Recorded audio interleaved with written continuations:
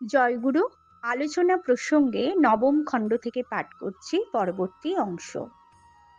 একজন নবাগত দাদা এসে জিজ্ঞাসা করলেন, আমার করণীয় কি?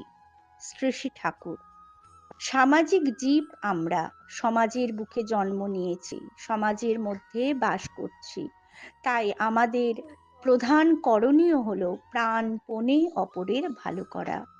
যত দিক দিয়ে যত লোকের যতখানি পারা যায়, এর মধ্যেই নিহিত আছে আমাদের কল্যাণ, আর কল্যাণের প্রতীক হলেন ইষ্ট।